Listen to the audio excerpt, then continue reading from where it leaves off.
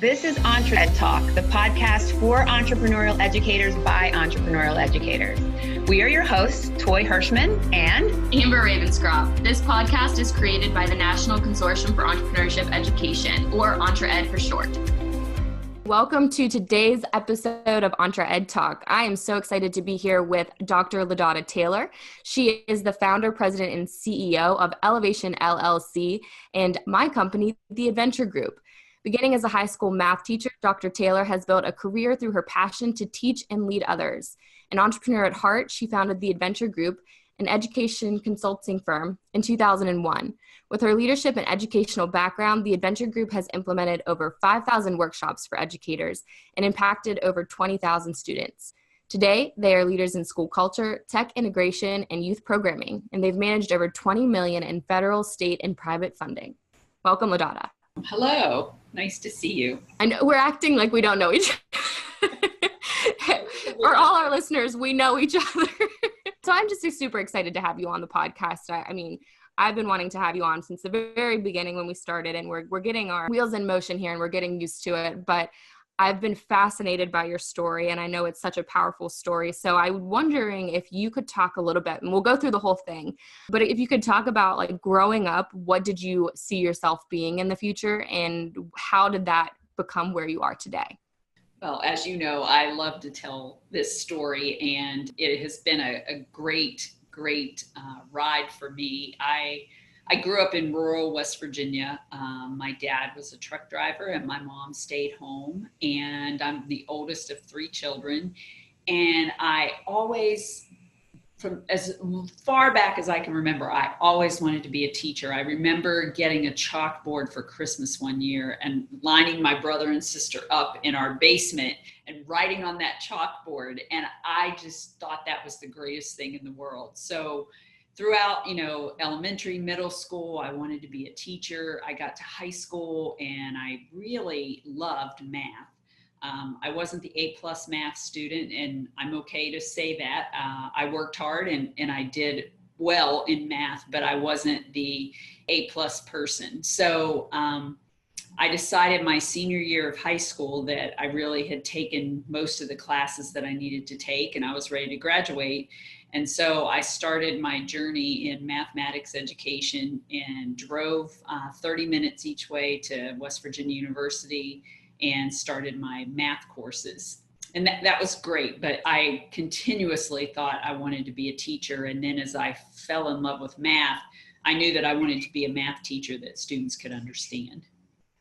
So it's so interesting. I was in, I think, second grade when I had a teacher. We talk about this sometimes as like stereotype threat and imposter syndrome and all these things that are related to like women in different STEM fields, math being one of them. And I remember explicitly a second grade teacher that was like, you are so good at English, you should focus on that because math isn't your strong suit. And so interesting to hear you talk about your passion for math, even though you might not have been, like you had to work for it, because I think that's so rare. And that's something that like a lot of teachers should benefit from, like understanding when you talk and you encourage that hard work and effort, it's really impactful on the student. So I love that you introduced that.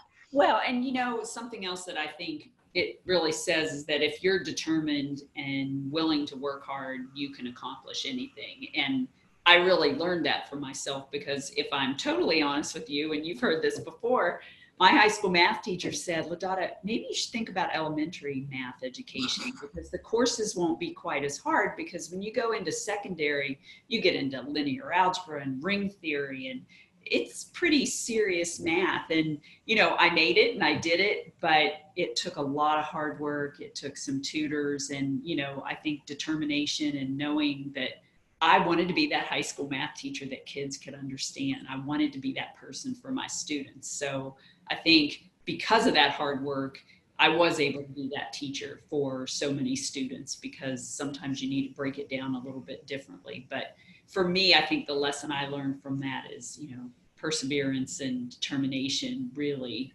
have an impact on what you end up accomplishing. Yeah. And I think, your trajectory, so like how driven you were to overcome those odds and like to overcome what your teachers had said to you is huge. And I want to talk about, you tell this story often, what your first day in a high school classroom was like. So you were a high school teacher, and then how did you get to where you are today? Like that process, that's huge for an educator to do. Well, when I started teaching, and I guess I'll back up and say, I went to college during my senior year of high school, still really involved in all kinds of things in leadership roles in high school. But then I went during the summer, and then I went a couple of other summers so that I could graduate in 3 years. I'm not sure what my hurry was, but again, I guess I was determined to just make this happen. And so I got through in 3 years, and the day after college graduation, I had landed a substitute teacher job at Morgantown High School. And when I went into the school, I was 20 years old, and I had students that were 18 and 19, so in an Algebra 2 class. And so it was really interesting, the dynamics of being so young going into the classroom. But I loved it. It was a great experience. I wanted to stay at Morgantown High, but there wasn't an opening. Actually, they needed a coach, so I wasn't able to coach. So I went to a middle school for a year, really met some great students, great friends that I still have today, some of the teachers. And so that was a great experience. But then the next year, a job at Morgantown High opened up if I could be the cheerleading coach. And I had been a majorette in high school, so I really didn't know a whole lot about cheerleading, but I said I could do it, and I did, and it was a lot of fun. So I got back to Morgantown High. And my career at Morgantown High was about, I think I was there 13 years. And I started, teaching consumer math and some of the lower level math classes, and worked my way up to teach, pre-calculus. And I also took advantage of an opportunity to teach computer science. I started teaching basic, so I'm really dating myself, but I started teaching basic, and then we moved on to AP Pascal. And then I took some courses at West Virginia University to learn Ada programming language. And then we actually got some recognition from the Department of Defense, and, worked with some great professors, John Atkins at WVU. And we were able to really do a good program for teachers or for students. And then as I was doing that, I got more and more involved in technology. So I was at a training with IBM, and they asked me if I would be interested in being an educational instructional specialist, that they thought I would be a good person to do that. And they called them EISs. And it really was brilliant on the part of IBM, because I could go out and talk about what I was doing with their software. And I was a perfect salesperson, because I could say, this is what my students did. And we were doing all kinds of creative things in math and just in some computer classes at Morgantown High. And so it was really a great opportunity. And so I worked with my school district so that I could do that about 20 days a year. And so things really started to change. I became the technology coordinator for the school, had a great team of teachers that I got to work with every day, kept teaching computer science and some math. And then I was out trying to raise money for technology for the school. And I went to a meeting and met the president of a nonprofit in West Virginia, Larry Mylov, and he said, I really want to build an education program. I remember the room was filled with lots of people, and I got up to leave because my son was still a baby and I wanted to hurry up and get home before the kids went to bed. And he came and gave me his card and said, I really want to talk to you because I think you could help me build an education program. So fast forward, I worked part-time. I left Morgantown High after 13 years, and it was a really hard decision because I loved students. I loved being there. I had so many friends and great colleagues, but I felt like maybe I could make the classroom bigger. And if I could make the classroom bigger, then what I was able to do to help students at Morgantown High, I could do on a broader scale. So the first year that I left, I worked part-time as an instructional technology coordinator for the county school system and as the director of education programs at the nonprofit. A year later, I realized, I needed to choose one or the other. And by that point, we were really starting to establish some statewide programs. And so I left the school system, which was a huge leap of faith, and went to work for the High Tech Consortium as their vice president for education and workforce. So big switch, a lot of change, really had to step out of my comfort zone, but I just stayed focused on wanting to make the classroom bigger and helping students across West Virginia instead of just working at one school. So that's kind of the summary of how all that happened. Yeah. And I mean, I want to talk a little bit about like certain things in there, right? So in terms of entrepreneurial mindset, your path through this process has so many examples of that, right? So your ability to pivot and to operate in, areas of uncertainty and the fearlessness of approaching new opportunities. Our last interview was with Gary Schoeniger of ELI Mindset. And I asked him to define entrepreneurship, and he defines it simply as the pursuit of opportunity. And I know that we've talked about this so many times, that a lot of your success in life has just been a fearlessness in pursuing those opportunities that have been presented to you. And we've done presentations together on put presentations together on your story. And that's the underlying theme. When opportunities present themselves, you're fearless in your approach of them. And I think that's a really inherently entrepreneurial thing. And your trajectory in life at this point is pretty entrepreneurial, right? So you worked in the school system, but you made new things happen. You went into computer science, you grew it to the IBM instructional, and then you went into high tech consortium as an entrepreneurial kind of to develop new educational programming. So you went from entrepreneurial, but now you are an edupreneur. So what was the gap from that jump from how did you leave an organization in which you could be entrepreneurial to feel like you were willing to take on an entrepreneurial risk and start your own company? I was at the High Tech Consortium for 6 years, and I had a phenomenal group of people and support, and it really was a game changer in my life. And I really give credit to all the different people that were involved at the time, because it was truly a team effort. But we were able to take some really creative ideas that I feel like I always had for education. Back at that time, I wanted every teacher to have a laptop, and I wanted teachers to have resources that they could easily get to integrate technology, because, this was the mid 90s and we were just starting to get into all that technology integration, but there weren't a lot of tools there. And so we were able to write 2 U.S. Department of Education Technology Innovation Challenge grants, and they were very competitive. And in 1996, we won a $4.2 million grant. And I will never forget that day. I remember the phone call coming in. I remember running down the hall to get the phone call, and it was just so exciting. And then 2 years later, we put a bigger idea together to give every teacher a laptop that wanted to participate in the program. And we wrote this program Phase 9, and it was a $7 million project. And so we were really able to expand the classroom during that time period, because we were doing these technology opportunity centers to train community members on how to use technology. It was all so new and people weren't sure how to use it. And then we were able to give teachers these tools and training and help them build resources. But sometimes when you're in organizations and things change and the focus of an organization changes, and sometimes you're not ready to make that change with the organization. So after 6 years, I decided that with the support of a lot of great people and a lot of faith, decided that I would break away, and it was a good break. It was what was best for everybody involved, and started the EdVenture Group. And so I took a huge leap of faith to really be an entrepreneur in 2001. And I'm so happy to say that was 2001 and this is 2019, and we are just about a couple of days short of our 18th anniversary. We started the organization on June 1st, and it has truly been a blessing to be able to serve students and teachers, not just in West Virginia, but beyond, and to work with so many smart, caring people on our team that want to make the world a better place. And we know that education is key in making things better. So, it was an entrepreneurial leap, to say the least. I didn't think about it in that way at the time.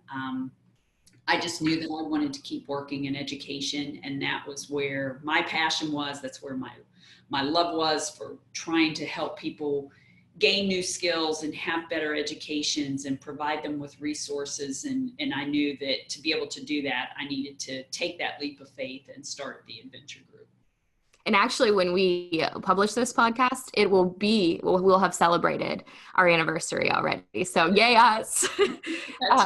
Yeah. So we're really excited. We're really proud of that. And I think that it would be beneficial for our listeners. But if you could talk a little bit about the mission of EdVenture and kind of how we have remained functional for this long, because that's really rare in the nonprofit world, especially as we don't receive operational funding from any kind of source. So if you just quickly talk about EdVenture and what we do, and then kind of how we've remained strong, especially in this Appalachian landscape.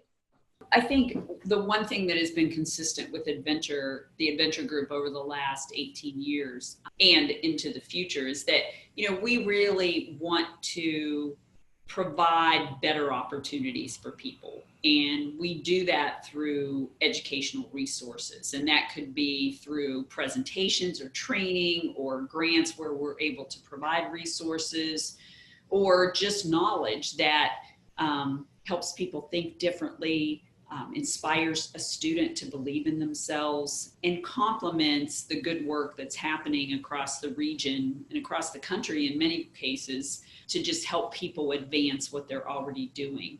I think that's been our consistent theme, whether we were traveling across the country doing facilitated workshops for the Partnership for 21st Century Skills, or if we are doing an entrepreneurship workshop in rural Kentucky, or if we are working with career tech students in southern West Virginia, or if we're working for that, as a completely different example with the West Virginia Department of Education, training their up and coming leaders to be better leaders. We have done some really innovative programs to help others become better. And I think that's what makes us all tick. Those are the good days for me, when you feel like you've inspired someone, whether it's a staff member or a customer. If you've inspired somebody to believe in themselves and take the knowledge that we've shared and do better, it's been a good day, because that's what it's all about for us. And I think that's why we've survived. I think that, we've gone through very different programming. When we started, we were still working on those technology innovation grants, and we were heavy into technology. We were helping teachers understand how to use technology. Teachers have figured that out, and they're integrating technology into the classroom. So we had to pivot and think, what else do we need to be doing? Where do we see a need? The second big area of influence for us was culture. We would go out and work with schools, and we realized it wasn't a technology application or a new textbook or a new policy. It was sometimes people aren't comfortable with change. And as we looked at our business counterparts, we realized they do facilitated sessions, they do workshops around change, and they get people's buy-in and they give people a voice. And we realized that really wasn't happening in education. So we actually wrote a book. Jill Fratto and I co-authored a book on Who Took My Chalk, and we are working with Amber to hopefully have a Who Took My Chalk 2.0 that really helps talk about culture and explain why the culture of an organization is so important.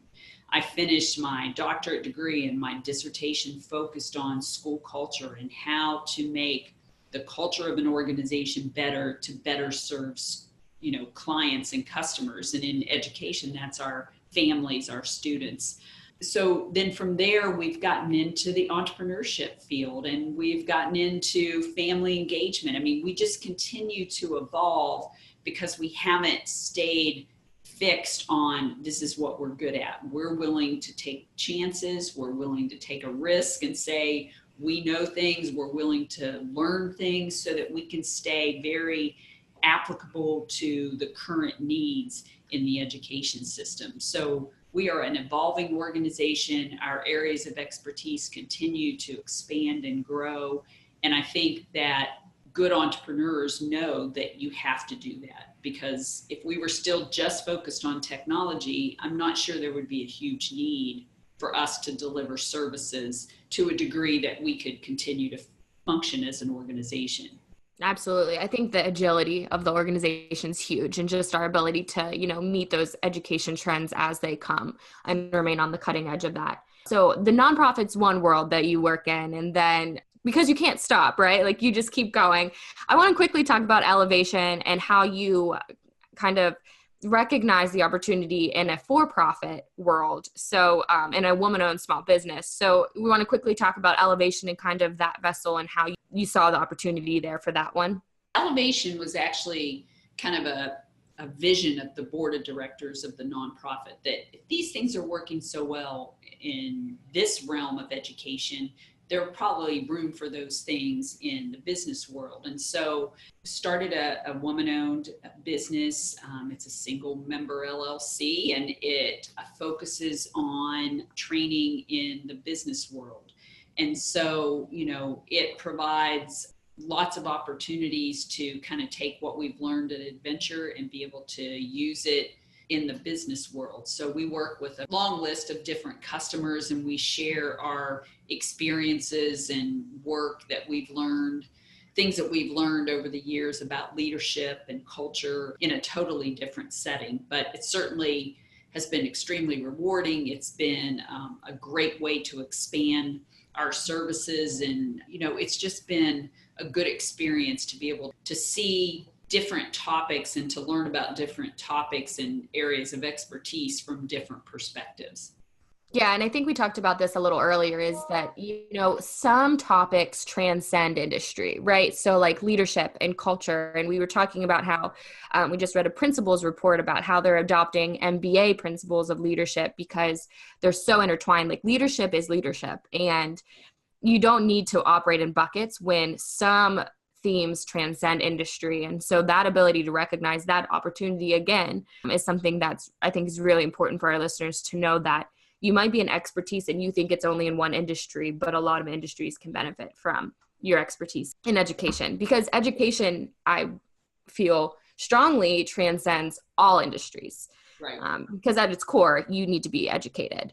So yeah, I wanted to talk about L-evation from that perspective, that, a lot of things come from education and can be translated to different industries. And I think L-evation is a perfect example of that. So we've talked a lot about your story. And so I want to talk about some lessons that you've learned through your experiences that our listeners, who are primarily educators, can really benefit from. And so I was hoping maybe you could talk quickly about, how would educators benefit from infusing entrepreneurship in their own classrooms as they teach their different subjects? Because I think you're a great example of that with your computer science and how you've adapted. So I think, from an education perspective, and what I even see working with staff and, clients that we have, is that, entrepreneurship is really about having an idea or being drawn to something and then doing what it takes to make something happen. And I think that our children, I think our employees, I think our organizations can all benefit by instilling that grit and determination and perseverance into each and every person that we work with. I think sometimes the world tells us we can't, and perhaps children are growing up in families that haven't experienced it, and so they don't promote that way of thinking with their children because they just don't know. I mean, and that's hard to do. But I think as educators, as parents, as employers, if we can all just instill that determination and grit and perseverance in people, I think that we're going to see that students come out stronger, more entrepreneurs will blossom, and I think that we will help our economy and in our world just to be better because people have that skill set. Absolutely. And I think whenever somebody asks me, like, why EdVenture? I went to school for marketing. I started as an intern in social media for the company to help with some storytelling. And now I've been there 5 years and work on all these really cool programs. And I think the main reason that I cite whenever somebody asks me, like, why EdVenture, is because you've given me, as the leadership of this company, the freedom to come up with these ideas. And there's so much opportunity to be creative and to be innovative and have that structure that supports that. And that's something that can easily be translated into a K-12 classroom or even higher ed classroom. Through whatever subject area you're teaching, you can provide structured opportunities for students to apply that to what they're interested in. And I think that that's really the way that infusing entrepreneurship works in any classroom, is take that subject area and have those students apply it. It's the real world application of those. So you mentioned this briefly. We received a really cool family engagement grant, and that has been something that, as we've remained agile over the years, there's been like a growing trend in terms of engaging families. What other trends do you see happening in education that didn't exist 20 years ago? And how can we continue to remain agile and have an entrepreneurial mindset as we face these trends? I think really looking at our learning environments and determining what speaks to children and what engages them in what they're doing is something that we really have to focus on. You know, the world has changed so much, as we all know, and we know that education has changed too. But I think the challenge is for education to move forward quickly enough that we keep students engaged, because an engaged student will typically be less of a problem, more enjoyable to work with every day.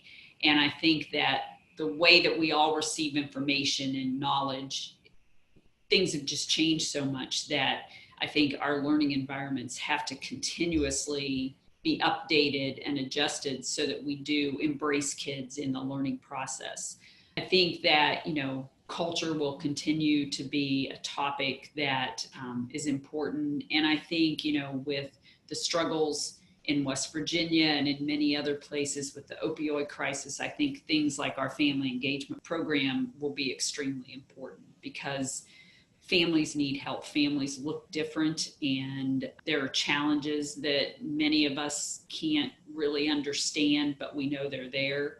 And I think, again, that's what this organization is about. You know, there's a need, and if we can help educate people and provide them with knowledge and resources that make it easier or better for them, then it's been a good day at the EdVenture Group, because absolutely, that's what we want to do. We want to be that resource that is a friendly face, a nice smile, knowledgeable person that comes in and can talk to people at whatever level or whatever challenge they're in, and be able to bring some sort of hope and resources to help them. And I think that's what makes us all tick and what makes us feel good, you know, at the end of the day. And that's not what it's about, but that's the result of what I think we're doing to help other people. Absolutely. Yeah. I mean, just the empathy that we try to integrate into every single one of our programs, and, you know, making sure that it's customized to meet the needs of the people. I often talk about the falling in love with people's problems, not your own ideas, because that's where true innovation and entrepreneurship lies, is like solving problems for other people. And I think that EdVenture has done a very exemplary job of kind of solving people's problems in a way that is really impactful and sustainable. Yeah, I don't feel like any of our projects have ever been, this is a great idea and we are going to go fund this. We really try to focus on talking to people, understanding what the needs are, and then coming back and saying, what could we do to help them? What could we figure out? Because that's, I think, what makes us tick. Oh yeah. You couldn't go into a single school building and be like, I have a great idea. I mean, it would take a lot of selling, but if you go into a school building and say, like, where are your problem areas? How can we help you? That's much more compelling. And so from a nonprofit lens, like, that is the mission of our company, is to solve problems in education in a way that's meaningful to the people that we're working with.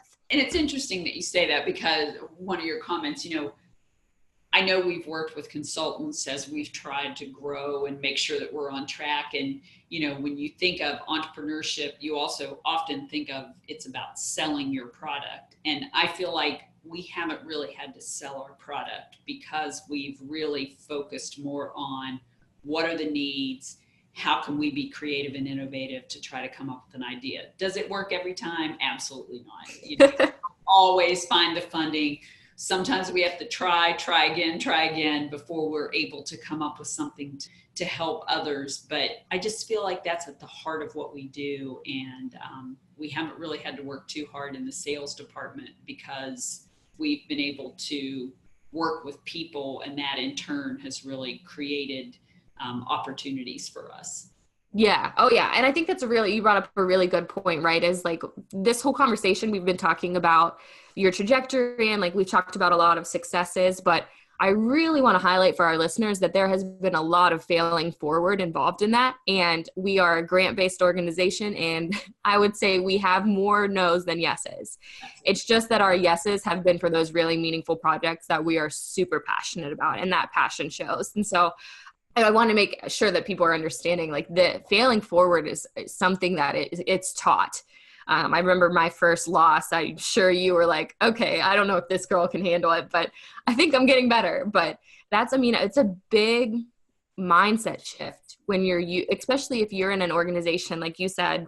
Schools are pretty not safe, but they are, though. They have a good structured system, and they have some reliability. And then you go to a nonprofit world, and that risk is scary. And so that idea of failing forward and not letting obstacles like knock you out of the path is really important. And I wanted to make sure that our listeners know that, like, it hasn't been all easy. It's been really hard. There have been scary times where we didn't think we would make it. For a long time, when we started the organization, I'd be talking to someone and I would be talking about the future and say, well, if we make it. And then I realized I needed to stop saying that, because that was kind of showing our customers that I had doubt in my mind. And I was always conscious of the fact that we might not be able to find the resources to continue to do the kind of work that we did. But, we've made it, and it's been 18 years, and we are most hopeful that we will continue to find good projects that are solutions to issues that people face, and be able to use education as the tool to help people do better. And again, back to that perseverance and grit and determination, you have to be a little hard-headed, I think, to just stay with it. If you don't get this grant, go for another one. Stay true to your ideas, and, don't give up. And I think that's a good mindset. We do sessions on growth mindset, and I think we certainly have had a growth mindset before it was even really identified as a growth mindset, and I think there are a lot of things that we just haven't done yet that we're anxious to start working on. Yet, that keyword there. So, okay, I think that probably honestly lends itself a lot to the final question that I have for you. And that is, if you were a listener today, an educator today, what parting advice would you give to them, whether that be they be interested in entrepreneurship themselves or for their students? What parting advice would you have for them? I think my advice would be something that I hope I use in my practice every day with you and with staff, is that, do your best to inspire a student or someone every day, because I think the more we feel inspired and the more we are encouraged to have that perseverance and determination, the better things we're going to be able to do with our life. And so I know it's not an easy environment to be in the classroom. I know there are challenges every day, and I know how hard you work. And I just would say, continue to be that person that inspires every child, because you might be the only person that does. And that is an extremely powerful ability and a powerful tool that you can use that can really change someone's life. Oh, I love that. I hope everyone else loves that, because I love that. Okay. Thank you so much. I mean, this has been super. I get to talk to you every day, and honestly, like, it's awesome that I get to talk to somebody who's so, inspiring and supportive of my personal growth and our staff's personal growth, and just in everyone that we touch. You really want them to grow as individuals. And I think that really shows in your story here today. So how can whoever listens to us also contact you if they want to hear more about your story, maybe like our website, or how can they get in touch with you? Yeah, I would say, feel free to, and please do visit our website. Amber has done our website and does a great job, and that's just the edventuregroup.org. My email is lmtaylor@edvgroup.org, and I'd love to hear from you. Be happy to answer questions. I mean, I'm always thrilled to have the opportunity to talk to people and be able to share the story or answer questions or see if there might be a question I could ask you that could help you move forward. So please don't hesitate to be in touch. I would really welcome the opportunity to talk with you. Oh, perfect. Well, thank you so much for joining us. And I'm super excited to make this one go live, and yay us for celebrating our anniversary after this is published. So thank you so much. Thank you.